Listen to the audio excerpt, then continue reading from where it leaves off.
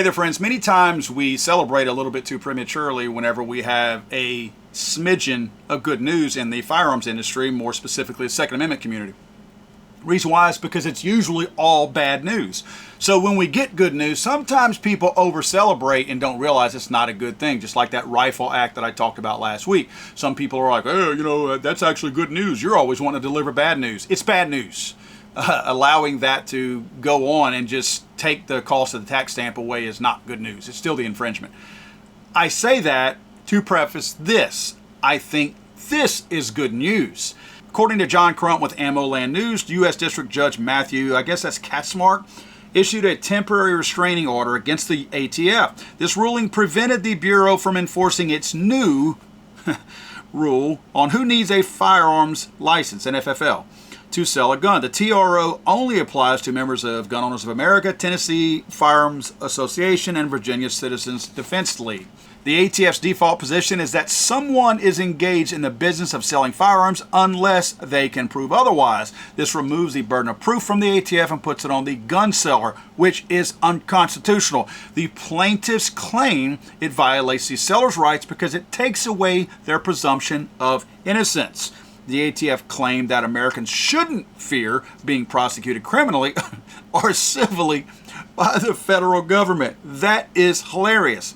The judge rejected the ATF's "just trust us" statement and said Americans have a reasonable fear that the ATF might prosecute them for violating the new rule. This is one of the reasons the judge believes that the plaintiffs are likely to succeed on the merits of the case. Quote, plaintiffs understandably fear that these presumptions will trigger civil or criminal penalties for conduct deemed lawful just yesterday.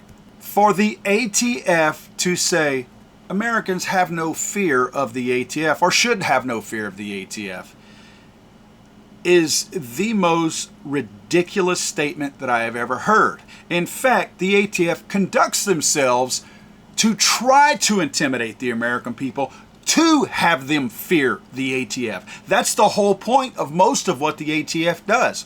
So for the ATF to attempt to and routinely try to intimidate the American people and then to turn around and say the American people have nothing to fear is ridiculous. The American people have everything to fear from the ATF, and that's what the ATF's intentions have been all along. Texas Attorney General also took the opportunity to celebrate the victory over the Biden administration's anti-gun agenda. He believes the president is trying to nullify the Second Amendment. Quote, I am relieved that we were able to secure a restraining order that will prevent this illegal rule from taking effect. The Biden administration cannot unilaterally overturn Americans' constitutional rights and nullify the Second Amendment, which is effectively what this would have done. Now, to be clear, this temporary restraining order runs out on June 2nd. Now, my guess is, and I'm going to find out more from John Crump. I'm going to reach out to him. I'm going to try to see if I can get John Crump on this program to talk about this a little bit more. But this will run out on June 2nd, allowing the court system to take place as far as what the next step is regarding this lawsuit from GOA, Tennessee Firearms Association, and Virginia Citizens Defense League. All these are working together on this lawsuit. So I think this definitely applies to those guys from those organizations. My guess is maybe this will encourage other people to file suits as well to cover their members, because it's only those members right now.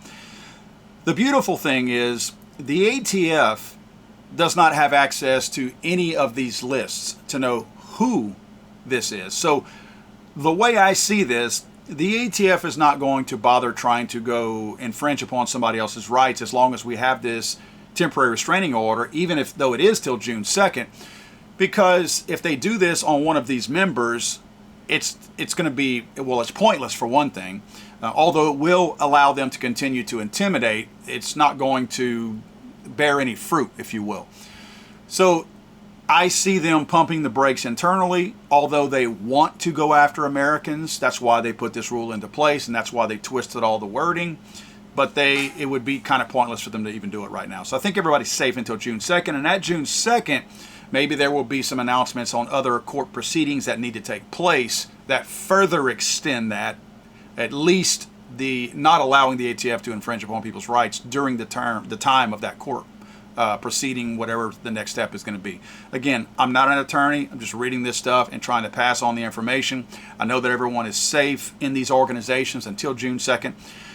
I think the biggest takeaway from all of this is why I don't give these politicians credit for anything, because whenever this bill was being talked about in, was it 2022, when all of that was being talked about and put out, and the likes of John Cornyn and Rick Scott, Republicans, came out and said this is a bipartisan deal. They literally put it in the name, Bipartisan Safer Communities Act.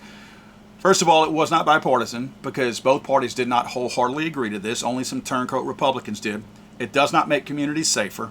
And what this does is they have twisted this. They didn't tell John Cornyn they were going to do this when they were trying to put this bill up. But they knew they were going to do this. They get the bill passed, and then the ATF looks at the wording with attorneys and decides, what can we get away with? Then they start attacking people who want to sell firearms from their private collections. They realize there are enough loopholes and enough gray area in this Bipartisan Safer Communities Act for us to go after innocent Americans and crush them when it comes to selling personal firearms. This was never intended to do anything for criminals. None of what they're talking about doing, going after people who are, quote, selling firearms or in the business of selling firearms, is intended to curb crime in any kind of way. I don't care what anybody tells you. It can't. Reasonably think about what this law does and think about who it doesn't affect. Does it affect Gary and Rodney selling illegal guns out of the trunk of their car in downtown Baltimore? No, it does not, because they were already selling stolen merchandise anyway. They were already doing illegal stuff. So adding another law on there that they're just going to plea away anyway to allow Rodney and Gary to rat out their next friend would have never done anything anyhow. So these laws that the likes of John Cornyn were duped into enforcing and supporting as they went through the process were never going to do anything as far as true safety. This was meant for us all along, and they went along with it.